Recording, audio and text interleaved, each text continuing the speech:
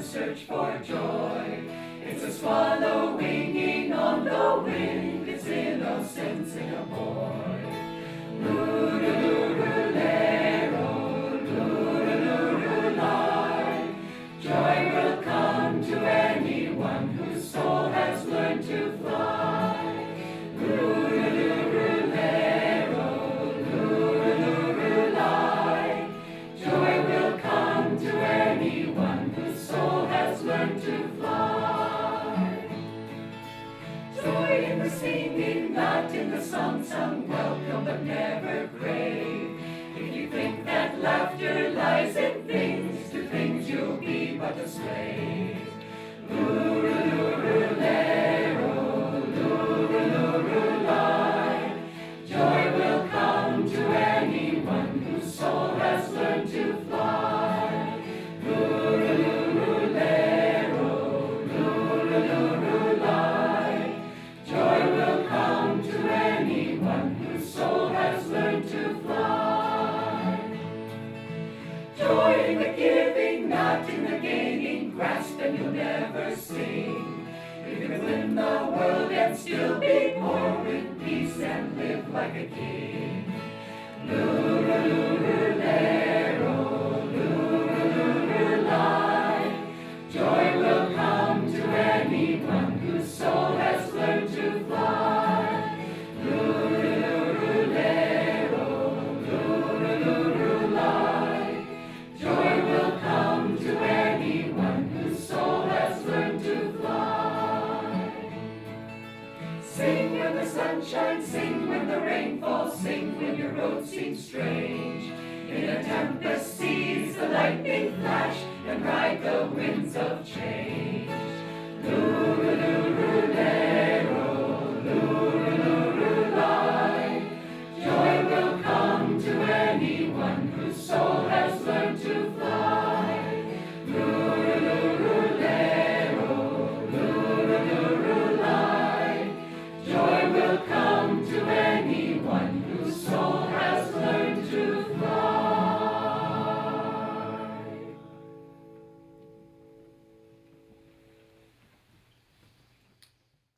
I want to welcome everyone today, especially the guests and visitors, if you're here for the first time. And as you can see, Diksha isn't here, and she's a little under the weather. She sends you all her love, and I will read the reading. This is Diksha's husband, Gyandev, and my name's Durga.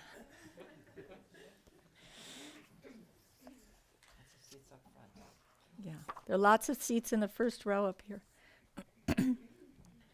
This is week 3 from Rays of the One Light by Swami Kriyananda. Is God present even there where there is ignorance? Truth is one and eternal. Realize oneness with it in your deathless self within. The following commentary is based on the teachings of Paramahansa Yogananda. The Gospel of St. John, chapter 1, makes a reference to the divine light that is obscure to the rational faculty, but that enlightens our higher nature.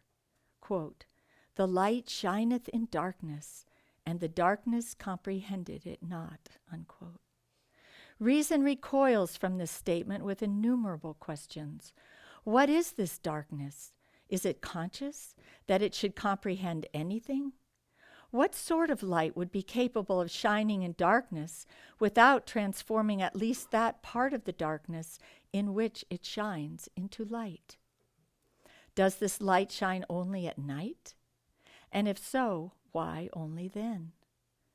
The solution is that to divine sight, even daylight seems darkness. The sun itself, like the moon which shines only by reflected light from the sun, is but a kind of reflection of the cosmic light, which, when being immaterial, is invisible to the eyes, but which is the great source of all material reality. In Autobiography of a Yogi, Paramahansa Yogananda describes his youthful visit to Ram Gopal Muzumdar, the sleepless saint, who lived in the vision of that hidden light. Around midnight, Yogananda wrote, Ram Gopal fell into silence, and I lay down on my blankets. Closing my eyes, I saw flashes of lightning. The vast space within me was a chamber of molten light. I opened my eyes and observed the same dazzling radiance. The room became a part of the infinite vault, which I beheld with interior vision. "Why don't you go to sleep?" "Sir, how can I sleep in the presence of lightning blazing, whether my eyes are shut or open?" "You are blessed to have this experience. The spiritual radiations are not easily seen." The saint added a few words of affection. "This is the light that shineth in darkness." It has been described variously in the great scriptures.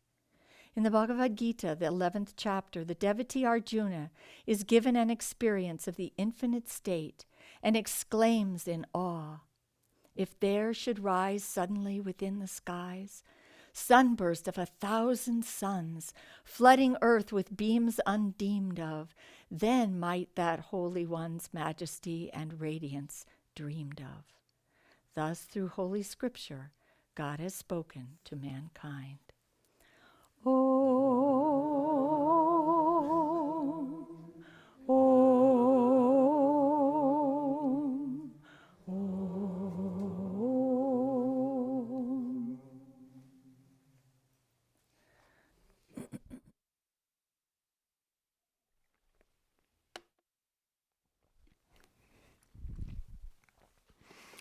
I too would like to wish you all good morning, and I'd like to do a brief reading from Whispers from Eternity, a book of prayer thoughts by Paramahansa Yogananda. This is the prayer demand for removing the cork of ignorance. No more shall my consciousness remain bottled in this little vessel of flesh, corked with ignorance. No more will I remain moving through the sea of cosmic consciousness, night and day, years, decades, and how many incarnations, so close, yet never able to contact thy sea. Through the bursting vibration of cosmic sound and the surging of thy holy name, I have removed the cork of ignorance which so long separated me from thee, though we lived together so closely. Now my body consciousness will meet thy all-surrounding, all-pervading consciousness. No longer will I walk heedlessly in thee, but never knowing and feeling thee. Thine image within me shall meet thine image everywhere. By releasing the I-ness in me, I will know that I am thou, and that thou alone art the little egos of us all.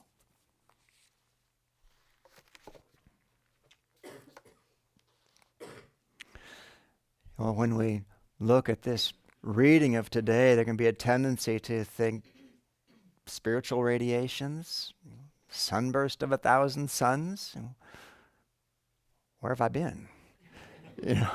Why don't I experience these things? If there were a great master with us in this room right now, very likely he or she would be seeing spiritual radiations. They're certainly seeing something different than most of us are seeing with our physical eyes, because they're seeing with divine sight.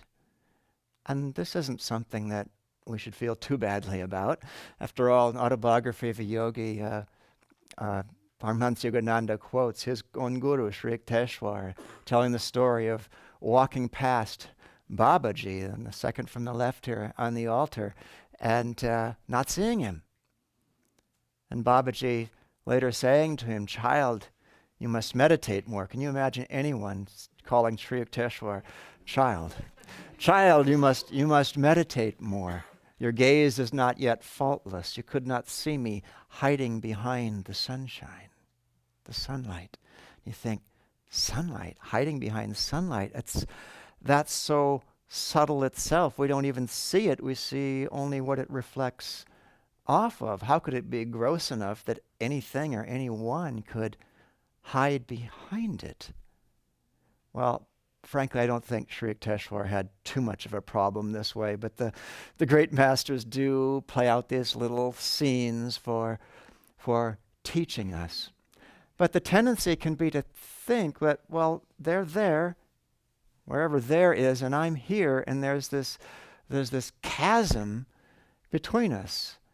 And there may well be a distance between our consciousness and the consciousness of a master, but it's not correct to think of it as a chasm, because consciousness is a continuum. And okay, so the great masters may be up here in the continuum, and we're down a little bit farther, or a lot farther on our bad days, but it's not a chasm. There is a progression that we can all go through, and that the reason we experience what we experience in life, the reason that we think what we think and don't perhaps see the spiritual radiations or the sunburst of 1,000 suns, is that wherever we are on this spectrum of consciousness, we are experiencing the thoughts that live there. And another place in the autobiography of a yogi, Yogananda said, thoughts are universally, not individually rooted. They are just there to be thought. They exist already. We don't create them in our minds. We rather attract them.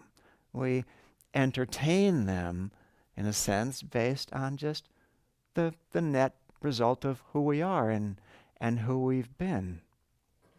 And it's like we're tuning into a particular television channel. You turn the knob to one place and you get the programming that's associated with that channel.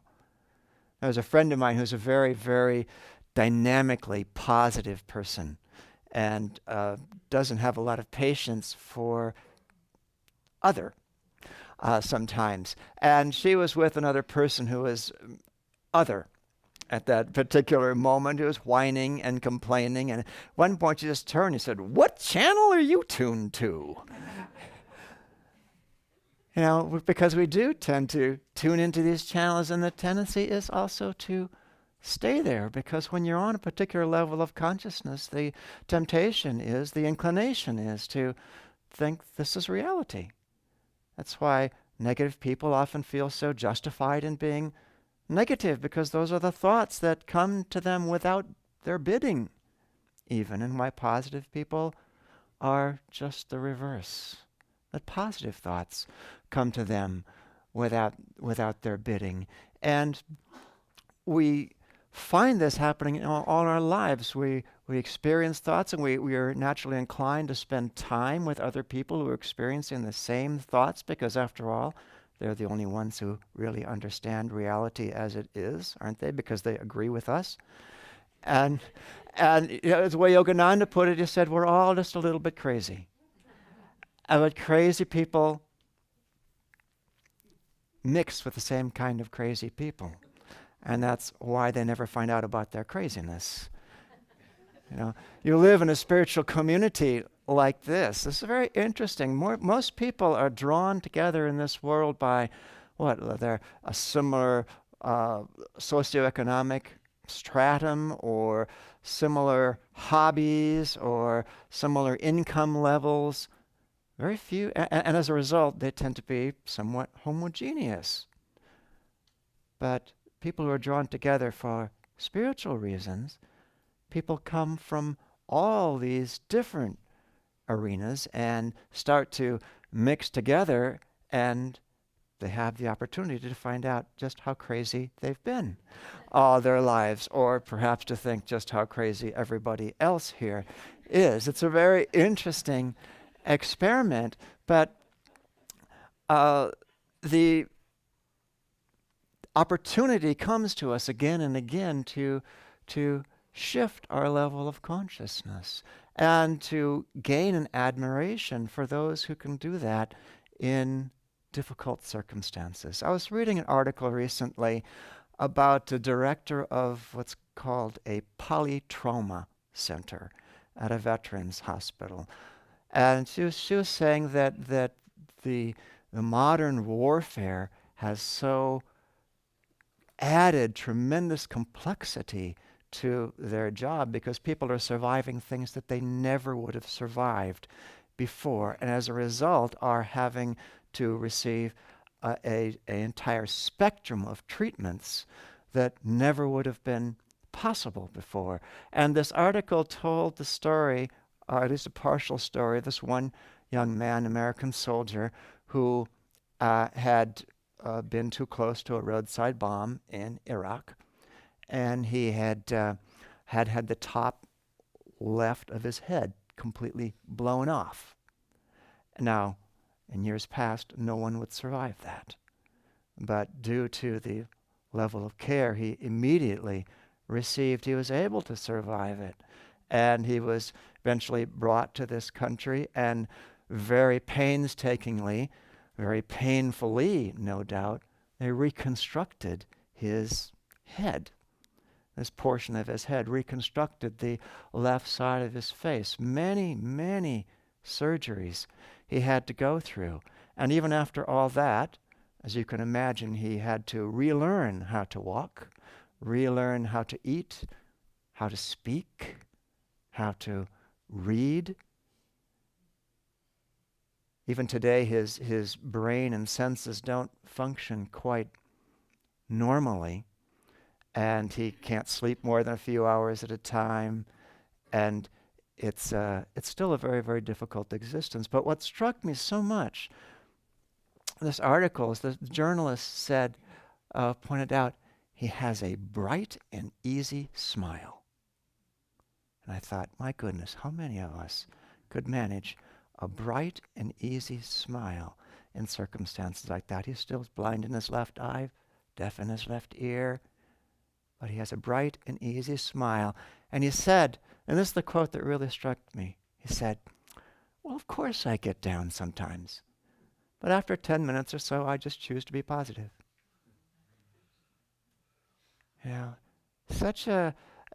You don't get there for free. He may not have been working on that sort of thing in this life, but you don't just fall into the ability to change your state of consciousness like that without doing some work. And perhaps he's done that work in other lifetimes. But we too can make those changes in our level of consciousness. Another disciple of Paramahansa Yogananda just called that willpower, said that, and defined that willpower a little different way than Yogananda defined it as differentiation of consciousness, which is a couple of 25-cent words that means you have the ability to choose the level of consciousness that you will be living on in any given moment. Differentiation of consciousness. And we all have that too. And one of the beauties of the yoga teachings is it takes these seemingly abstract and conceptualizations and brings them down into very practical, very concrete terms, because this spectrum of consciousness that I was talking about, I was drawing in the air with my hands here, is not just a concept, but rather it is reflected perfectly inside each one of our own bodies in the astral spine, which runs from the base of our physical spine all the way up to the crown of the head. And that our level of consciousness at any given time is reflected in the predominant level of where our energy is in that astral spine, in our energy spine. And so yoga talks about moving energy in the body, particularly moving energy up the spine, because that is a way that we can get a handle on our consciousness. The mind is slippery. Thoughts are slippery. We don't even own them. Okay? But we do have some control over energy in the body. And all of us in this room, all of us watching this on the internet, each one of us is at a different place in our ability to understand energy, to get a feeling for what it is, and to control that energy in our body. But each one of us, I think, has just an idea, at least, of energy in the body, and can imagine lifting that energy to a higher level, differentiating our consciousness that way. So I'd like to invite you right now to grab onto, in whatever way you can, even if it's just imagining, even if it's just visualizing, and I hesitate to use the word just because imagining and visualization are very powerful techniques. Lifting as much energy as you can, as high as you can, in your body, and holding it there. And seeing for how long you can hold it there as I continue talking. Because it's not easy to hold it there above where your customary level is. It takes paying attention. It takes effort to hold it there. This is what Paramahansa Yogananda used to do when he was a boy in his guru's ashram. He would walk around the ashram with his mind at the point between the eyebrows, very strongly drawing more and more of his energy there. And I think almost all of us in this room, and certainly many people watching on the internet also, can get some energy to the point between the eyebrows. Of course, if we could get all of our energy to the point between the eyebrows, we'd go into samadhi, cosmic consciousness, but we can get a good deal of it higher at any one time. And this is really what the techniques of yoga, whether it's meditation, chanting, affirmation, yoga postures, breathing techniques, are all about, is gaining control through energy of our level of consciousness. And we come to the point where we're able to have more and more control over it. But if we just think of it in terms of making something happen, of forcing energy to be in a particular place, we can do that for a time. For a time. But after a while, we get tired. We get tense. We get dry. The whole process becomes brittle because we are not going about it in a holistic way. There's a missing ingredient to the process, and that missing ingredient is wanting it. Is wanting God, is wanting higher consciousness. A lot of bad press is given to desire in the realms of yoga, but the desire for God is absolutely paramount. It has to be there because that is what will lead us forward. That is what will allow us to put out the requisite effort without so much tension. Not without less effort necessarily, a lot of effort, but without so much tension. Yogananda used to say, we have to individually learn to make love to God. We have to cultivate our desire for God. God can't do that for us. The Guru can't do it for us. That's our job. And the question becomes, how? How do I do that, especially if I don't feel it?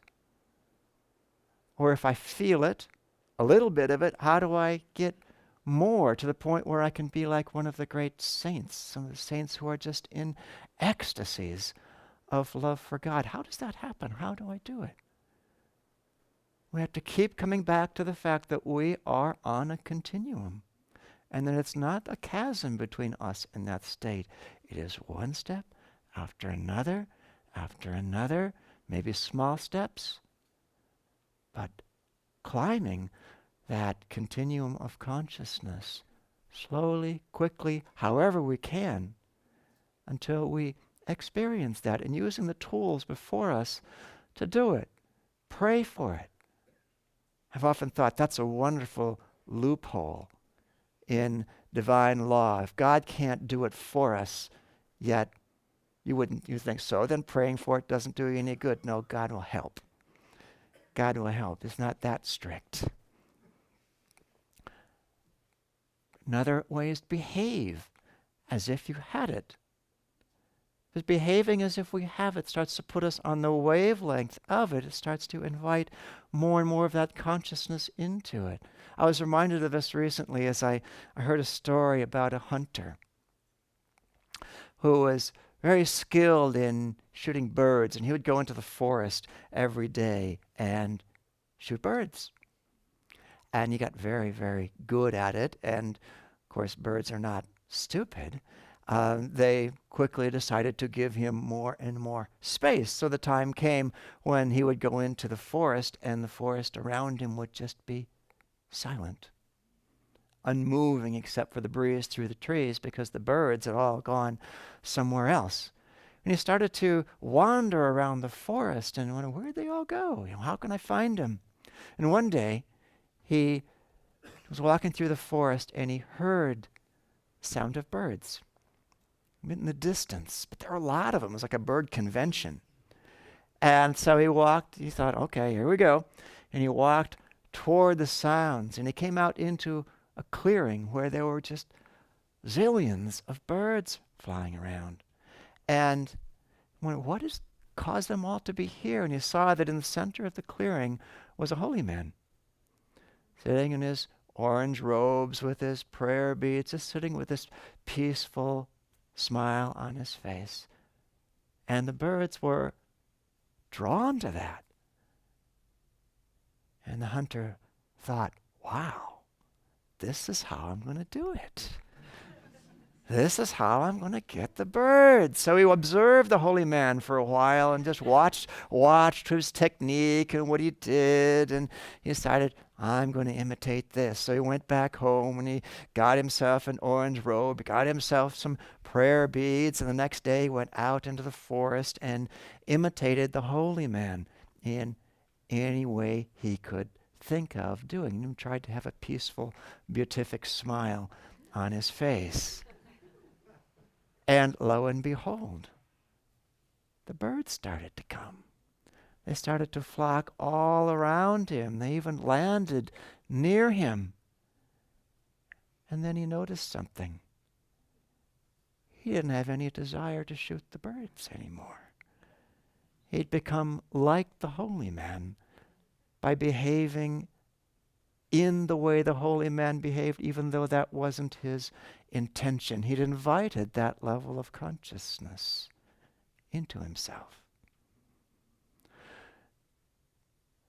If we can just get on that level where we can feel what it's like, even if we don't own it yet, we can feel what it's like. I had this experience many years ago, the first time I ever decided to explore the technique of affirmation, which I had in my mind a little bit, I must confess, the thought that is kind of bludgeoning your mind into believing something.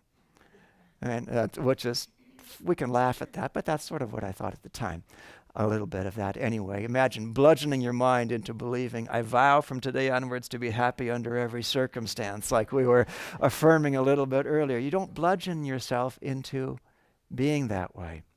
Well, I decided to work with one of Yogananda's affirmations, an affirmation for overcoming anger. And it's a very, very long affirmation. It's in metaphysical meditations. It's 5 paragraphs long. And it's a very powerful affirmation. It starts out like this. I make up my mind never more to wear anger on my face. I will not inject the poison of anger in the heart of my peace and thus kill my spiritual life. Yeah. And it goes on from there. Very powerful affirmation. I decided I'm going to explore this because I was being tortured by frequent anger at the time. And I sat down with that book and I spent like the first half an hour or so memorizing that long, long affirmation, just going over it. And I spent pretty much the rest of the day over and over and over with that affirmation. But I wasn't more than, I didn't even have it memorized before something started to happen, and then just kept going stronger after that, as I started to feel what it would be like to be free of anger. I started to feel literally that word, freedom. And I wasn't deceiving myself into thinking that I had totally overcome anger now and forever, but I planted in my mind a very strong desire for that freedom, a craving for that freedom. And I realized that's one of the powers of affirmation, is to make us hungry for what we're affirming. Not just to convince the subconscious mind, but to convince our want power, to convince the heart, yes, that is what I want.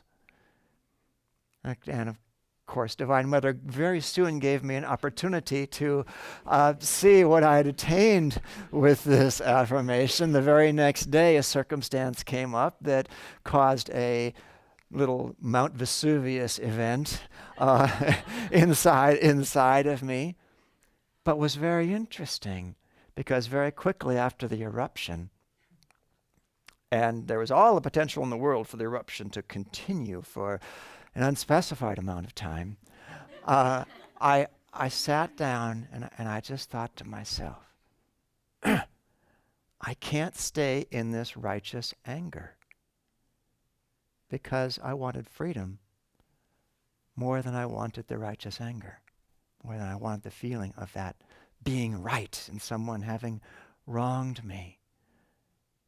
And it was a very helpful lesson to me. If we can just cultivate that desire for what we're after, in this case, cultivating our desire for God even if we don't have it. It is such a powerful tool that each one of us can use in our spiritual lives. Yogananda used to say, he said, offer up the love of your heart to God. And again, how do you do that? It seems so abstract in a way. Again, where do we feel love? We feel it in the heart. Why do we feel it in the heart? Because when we feel love, energy gathers there.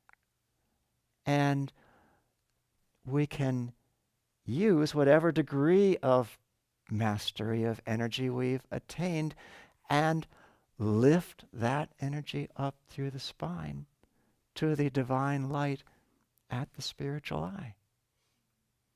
It's so helpful to us that the techniques of yoga are so specific in this way to help us to do that. And I'm sure many, if not most, or perhaps even all of you are still holding your mind in that very high place that you put it in a little while ago. Maybe it slipped a bit, but I just reminded you and you brought it back up there. But in a few minutes, we're going to be doing the Festival of Light, which is a poetic and musical encapsulation of the entire spiritual path. And I was just thinking recently of how the entire ceremony of this Festival of Light is encapsulated in the very first line of the Festival of Light, which sounds just like an invitation to participate in an outward ceremony, but it's really an invitation to participate in the real heart of the spiritual path. It starts, let us lift up our hearts in a festival of light. Let us lift up the energy of the heart, our want power, into that celebration of light, into the center of joy within us, that center of joy at the spiritual light, at the spiritual eye. That's what this whole path is about. Very simple, not easy, not always easy, but very simple. And when we're with a group of many people who are doing that same thing, lifting up their hearts in a festival of light, we create a magnetism, and that your efforts help every other person, every other person's efforts help yours, until we feel within us a natural rising of energy, a natural rising of our aspiration. And it doesn't matter whether we see the spiritual radiations or we see the sunburst of 1,000 suns, because what matters is that we feel the joy of our own being. That's what the spiritual path is all about. That's what this ceremony is all about. That's what our lives are all about. May we find that joy. now.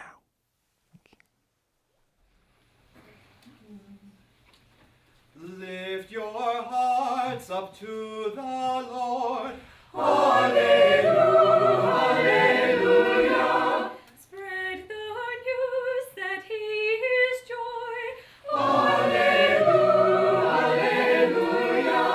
Sing to the mountains, sing to the meadows, sing hallelujah. God is joy. Lift your hearts up to the Lord. Hallelujah. Spread the news that He is truth. Hallelujah. Sing to the mountains, sing to the meadows, sing hallelujah. God is true. Lift your hearts up to the Lord. Hallelujah. Spread the news that He is love. Hallelujah. Sing to the mountains, sing to the meadows, sing hallelujah. God is love. Sing to the mountains.